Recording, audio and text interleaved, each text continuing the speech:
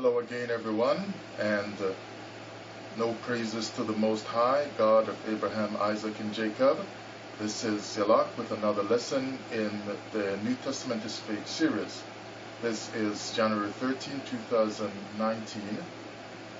This is lesson number 176. My lesson is titled, Shiloh is Messiah in Prophecy. We know from the Torah that the Most High chose Shiloh to be the place where He placed His name and set up kind of like the, might I say, main access to His presence. So, as the story goes on, however, that changed to Jerusalem. And he even talked about Shiloh where he first placed his name. And so the temple worship really eventually all focused on Jerusalem because Shiloh was discarded. Now, I'm making the lesson to show you that if this is where he placed his name first, in Shiloh, then that just should not change.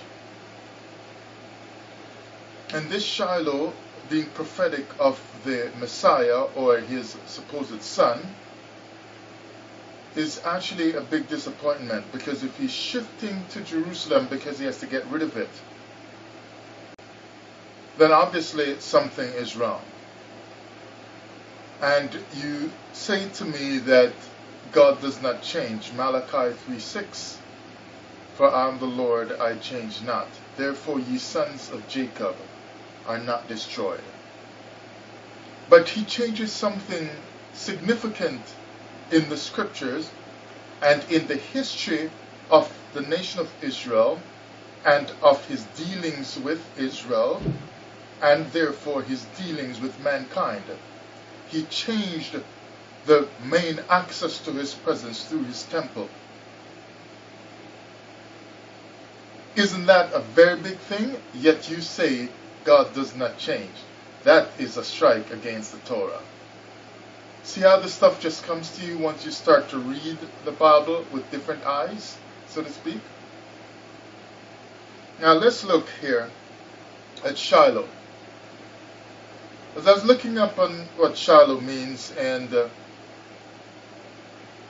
you'll see people say it means like peace or tranquil, and one person even says it means success. I don't know what kind of success that would be, because clearly he had to get rid of Shiloh. So Shiloh, and letting the temple be there and the main access to God be there, is something that God orchestrated. He set that up through the Aaronic priesthood, which we know that went downhill. But God set up a whole operation there in Shiloh with his temple and with his name that he deposited there in Shiloh. And eventually had to get rid of it. So how successful is that? Then I'm reminded of the Messianic teachers in the Hebrew Israelite religion as well as in Christianity, who say that the angel that was sent with the children of Israel to deliver them out of Egyptian bondage in the book of Exodus was actually the Lord, and that Lord was Jesus. And they say that Jesus showed up in the Old Testament at different times. I just actually watched another video this morning, and that person was teaching that God, the Lord, who is Jesus, destroyed the prophets of Baal. So they're saying that Jesus really was in the Old Testament, and he was the one at Mount Carmel who destroyed the prophets of Baal, and who consumed the sacrifice of Elijah on Mount Carmel. So anyway, the idea is that Jesus was in the Old Testament, in the Torah, either all the time or made appearances. But since he is God himself, when you examine the whole business of Jesus and where he came from, then you really should stop teaching that he is only the Son of God, but he is always God. There is no way to be a part of the Godhead or a part of the Elohim and not be God all the time. Now, if he is God, then the angel that took the children of Israel out of Egyptian bondage and took them into the wilderness, that angel was God. But they say that was Jesus, that was the Son, and he just appeared there. But note though, while I won't get to it because I'm going to read other stuff here, instead of reading all the scriptures, it says that this angel, be careful with him. Basically, don't piss off this angel that I'm sending with you out of Egypt, because he won't tolerate your nonsense, and I've placed my name in him. So, if the name is in that angel, then that angel is God. Because that's how God shows up a lot of times in the Torah. He shows up as an angel. The angel then is representative, it is representing God, and the angel has to be seen in the whole theology of it as God himself. Because there is no way to vibrate God, to express God, if you are not God yourself. Which is why when you push the Messianic teachers, especially in the Hebrew camps, who say that this Mashiach is just the Son of God, when you push them long enough, or when you back off and allow them to teach it on their own, because they'll deny you with the expert knowledge of the scriptures, but you just back off and let them teach. Later on in the year, you will find that they are teaching that Jesus or the Mashiach is actually the Most High himself. I've proven that so many times while learning this Hebrew Israelite stuff at the start. And one of these days, I'm just going to get crazy and just put clips together of the different teachers and mores who actually teach that stuff, who believe in the Messiah. I just might do that, to show you that it came out of their own mouths. The same ones who tell you that Christ is not God, he's just the Messiah, or he's just the Son of God, or he's just a part of the Elohim, or a part of the Godhead. I will show you that out of their own mouths with their own teachings. At other times when you're not pushing them, when they don't think you're checking, they teach that this Messiah is actually God himself. But on other days they teach you that God made him as the first spirit, which means he is made. How can God be made? And how does God make himself? But anyway, if he places his name in him and they're coming out of Egypt, and you shouldn't push him because he has his name, then this is really God that's coming out with them. So his name is in him. Now look at this verse here from the book of Acts. Acts chapter 4 verse 12. From the book of Acts chapter 4 verse 12. Neither is there salvation in any other, for there is none other name under heaven given among men whereby we must be saved. I was a Christian from I was a small boy. And the same held true for me, what I learned there, up until even the Hebrew Israelite days, is that the name placed in Jesus is the name of the Father. The only reason he is carrying the name is because he is the Father himself. New Testament, from the point of view of the Torah, is a deception. Because it teaches you on one hand that he only bears the name of the Father in his name. That's why you get like Yahshua or Yahshua, because the name of the Father is in him. But the same teachers, as I've told you before, when they have to teach the name and they get into it heavy with the whole theology of their other teachings, their other Hebrew Israelite teachings, will let you know that there's no way for anyone to bear the name without being God himself, if he's part of the Elohim. But like I said, I might put those clips together one day for you. But you really don't need it, because you know it's true. Now, there's no other name given under heaven whereby you can be saved. So since the Hebrews of the Torah days knew that salvation was only in the name of the Lord, then if the name of the Mashiach is where you can be saved, that means the Mashiach must be God. New Testament teaching that he is only the Son of God is a big deception. But let's look now at 1 Samuel chapter 2 and verse 12 to verse 14.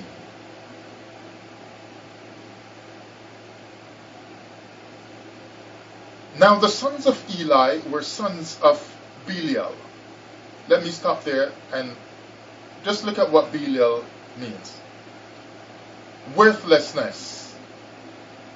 And basically it says other stuff. I got a lesson on Belial for you one day. It's been like nearly 2 years old, but I'll get to it one day. So the sons of Eli, the priest of God, the high priest, were sons of worthlessness. So worthlessness was operating in the temple at Shiloh.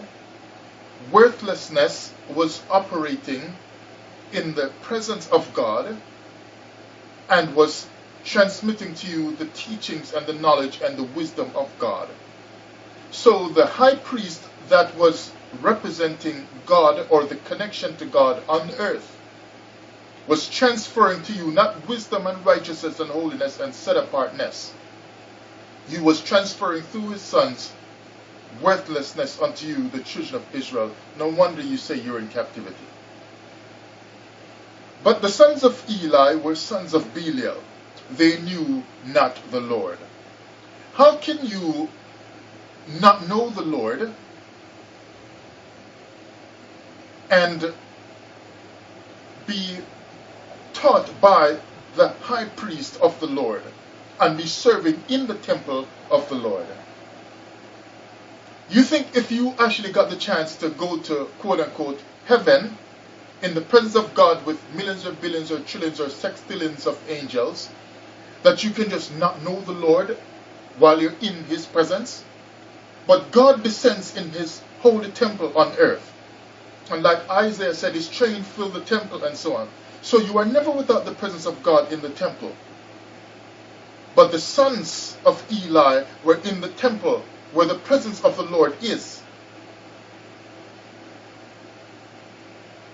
But they knew not the Lord. Verse 13. And the priest's custom with the people was that when any man offered sacrifice, the priest's servant came while the flesh was in seething, meaning like they're cooking it at that point, with a flesh hook of 3 teeth in his hand. And he struck it into the pan, so it was being cooked at the time, and he just aggressive and just, I'm getting something about it. It's all I want. I didn't even want no little piece or no small amount. I'm just going to go in for the big haul and just have, I'm getting up the most, the biggest part and so on, instead of allowing that to go to the Lord. So he shook it in the pan or kettle or cauldron or pot, all that the flesh hook brought up, the priest took for himself. So they did in Shiloh unto all the Israelites that came thither. Now, let's look at what Shiloh means. You see, they are messing up the temple, the whole operation. And if this is a place, but Shiloh, they say, means place of success, one person said, or it means tranquil and peace. Now, you know, when you deal with tranquility and peaceful, a place of rest and so on, in terms of what God is doing with Israel, because remember, they've long left Egypt and so on, they are now in a place of rest provided by the Lord. So he says, this is Shiloh, this is my rest. I know you're looking for a time of rest after your captivity in 2018. And you say you're going to go into the wilderness and then eventually you're going to get the land restored to you. You'll have a place of rest. But the precepts are showing that to get rest from God doesn't necessarily mean you will always have rest from God. That's biblical teaching. Every time God says you will have rest and blessing and so on, man or the Israelite could change that. So what promise do you have from God that says you will have forever rest? Because forever was his rest all the time in the Torah. Because God's rest cannot be anything other than forever. Because what God does is forever. Read Ecclesiastes. So whenever he said, I'm taking you out of bondage, that was forever. But he told them in Deuteronomy 28, you're going back into bondage, into Egypt, which you thought you would not see again. You're just going to go there in a different way. So when you get forever after so-called Babylon is destroyed and you get back the land of Israel that is yours, you say, will it really be forever, or will it be the forever of biblical times that changes when you sin? Because what God does in Torah can be changed by the Israelite who sins or by the heathen who comes to do it to you. So a man, whether heathen or Israelite, can undo the work of God. Is that permanence from God? But the Creator makes an earth and man tries to blow it up and still can't really blow it up. He might set dynamites and bombs and let a few dust particles just come up, but they just fall back down. You know, they blow out caves and they blow out hillsides to make roadways and so on, but it falls back down. But they cannot actually destroy the actual earth itself. But Shiloh can be destroyed. The temple can be destroyed. God's permanence can be destroyed. God's presence can be destroyed. Even Israelites who are in the presence of God, like the sons of Eli, were in the presence of God and in the presence of the high priest. And they caused God's presence to be destroyed from Israel and from the earth, because not even Gentiles have the presence of God today. So the Israelite can actually run God out of his own world. Till even in 2018, you don't have the presence of God. I'm telling you, the New Testament built on this is fake. Because Shiloh is prophetic of the Messiah. And it's coming right here in this lesson.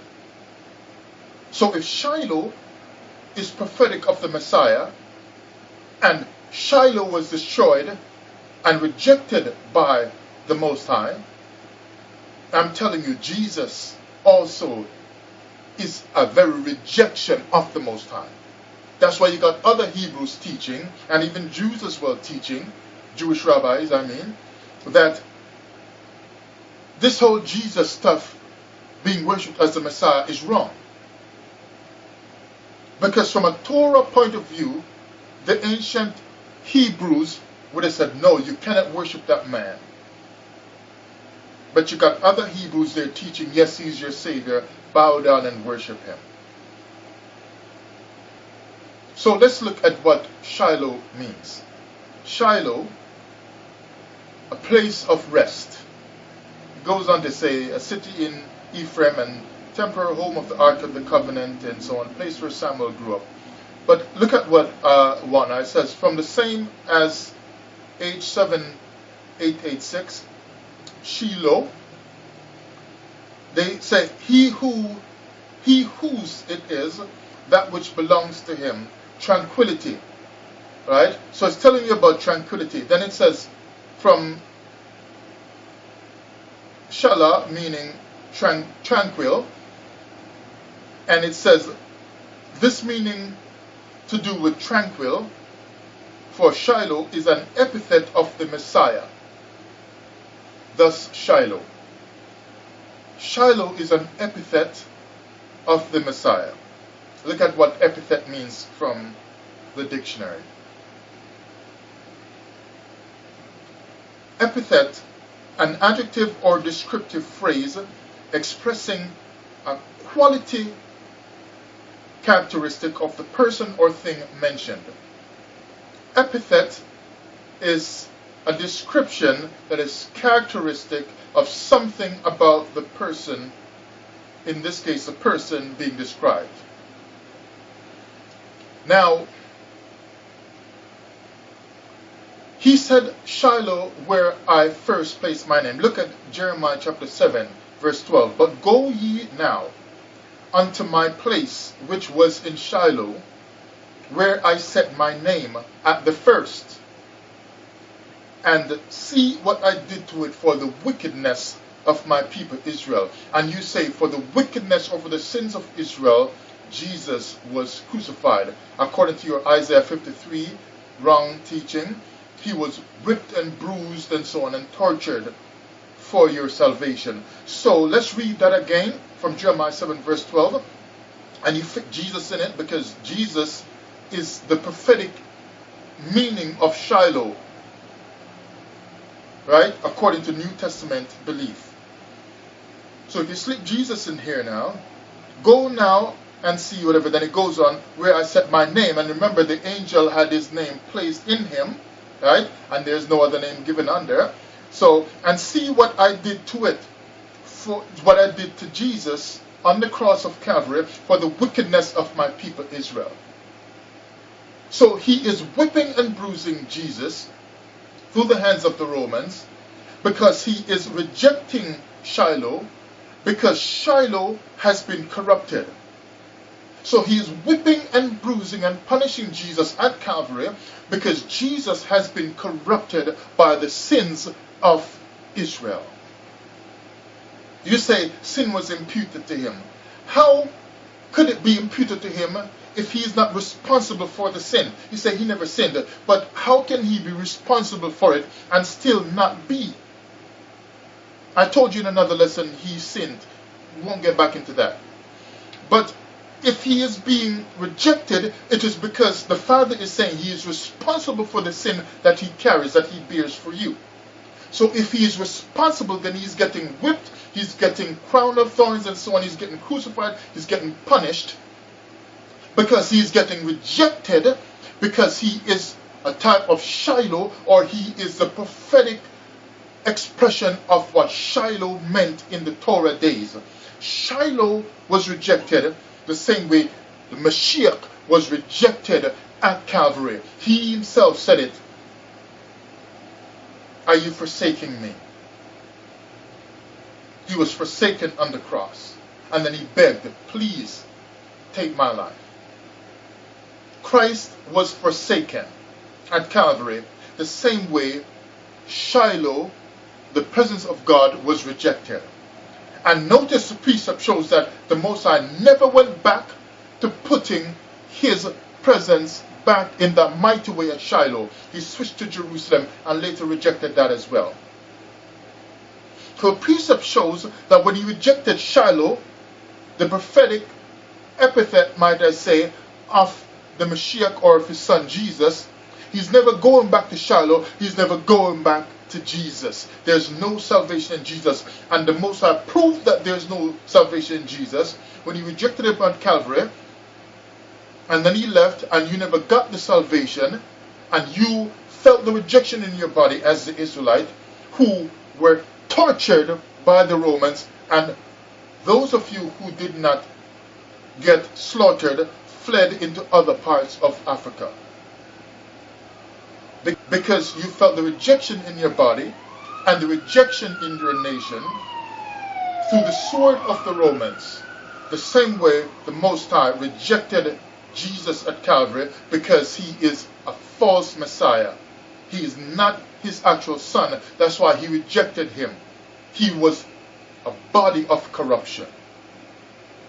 Just like Shiloh became a body of corruption. No matter how much you can prove, you say, that he is the Son of God. It's the same way that you can prove that the epithet former, the temple at Shiloh, was the actual temple of the Aaronic priesthood or the temple of God. You can prove that too because the scriptures show it. But no matter what you were, when you are rejected, you are no more the chosen. So he placed his name there and rejected it. And he placed his name in this Christ Jesus the Messiah and rejected him. And what God has rejected, you are still looking for salvation out of that. You do not understand your own scriptures. The New Testament is fake.